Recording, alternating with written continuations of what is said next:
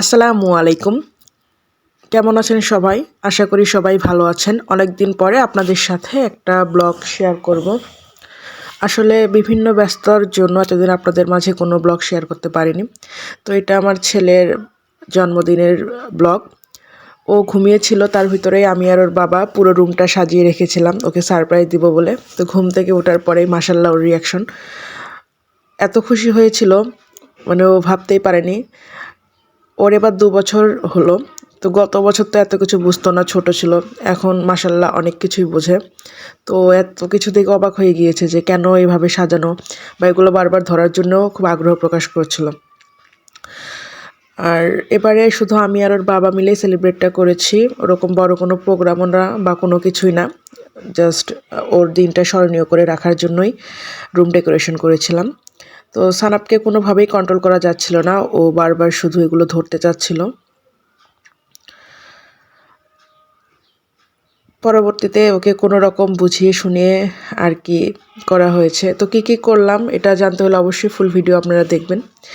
এই যে দুষ্ট ছেলেটা বসে পড়েছে, মানে এটা ওর জন্য আমরা স্টাডি টেবিল কিনেছি, মানে বার্থডে উপলক্ষেই। তো ওখানে কেক কাটবো, বাট ওকে তো কোনোভাবেই কন্ট্রোল করা যাচ্ছে না।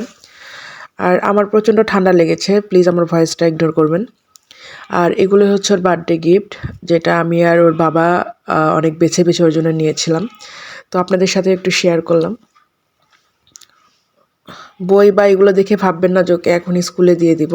আসলে শখ করেই কেনা। ছোট থেকে একটু বই নিয়ে খেললো, বই ছিঁড়লো বা একটু লেখালেখি করলো, এতে করে ওদের ব্রেন ডেভেলপমেন্টটা ভালো হয়।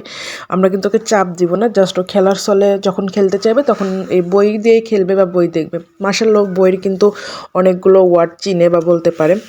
সবাই দোয়া করবেন আমার ছেলেটার জন্য, ওকে যেন আমরা মানুষের মতো মানুষ করতে পারি। বার্থডে বয় রেডি হয়ে গিয়েছে। তো ব্যাগটা ও আজ খুলছে না, ওর খুবই পছন্দ হয়েছে ব্যাগটা। আর আমি এই ব্যাগটা একটা পেজ থেকে নিয়েছি, চাইনিজ প্রোডাক্ট, অরিজিনাল চায়না। ব্যাগটা খুবই ভালো হয়েছে, যদিও সাইজ হিসেবে প্রাইসটা অনেক বেশি। তো বার্থডে বয় রেডি হয়ে গিয়েছে, ওর গিফটগুলোও আমরা সাজিয়ে রেখেছিলাম।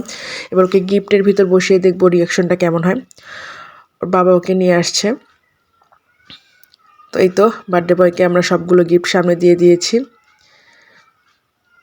এখন ও একের পর এক দেখছে আর কোনটা রেখে কোনটা কী করবে এটা নিয়ে কনফিউজড। ভালোই লাগছিল। নিজের সন্তানকে খুশি রাখতে পারলে বা ভালো রাখতে পারলে ওইটাই তো বাবা মার কাছে সবথেকে বড় আনন্দ। তো আমার ছেলে যখন সব কিছু থেকে খুশি হয়েছিল তখন আমাদের অনেক ভালো লেগেছে। তো ডেকোরেশন করাও শেষ, ওকে গিফট দেওয়াও শেষ, বার্থডে বয় রেডি। এখন আমরা কেক কাটিং করব। তো আসল মজাটা এখানেই যে কেক কাটতে গিয়ে সানাপ কী করলো, মানে ও কেকটা দেখে এমন শুরু করে দিয়েছে যে মানে ওকে একটু ধৈর্য সহকারে বসিয়ে রেখে কাটাটাই আমাদের কাছে একটা চ্যালেঞ্জ হয়ে গিয়েছিল। তো চলেন দেখি কীভাবে আমরা কেক কাটিং করলাম। শুরুতেই ওর বাবা খুব করে চেষ্টা করছিল হচ্ছে এই স্পার্কেলগুলো লাগানোর, বাট এটা মনে হয় ড্যামেজ ছিল, যার জন্য একটু টাইম লাগছিল। ছেলেকে তো কন্ট্রোল করাই যাচ্ছে না।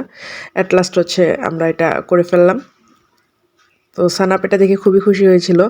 আগের যে ব্লগটা মানে আগের বছরে সেটাতেও দেখবেন এই মোমটা যখন জ্বলছিল ও অনেক খুশি হয়েছিল, এটাতেও মাশাআল্লাহ অনেক খুশি হয়েছে।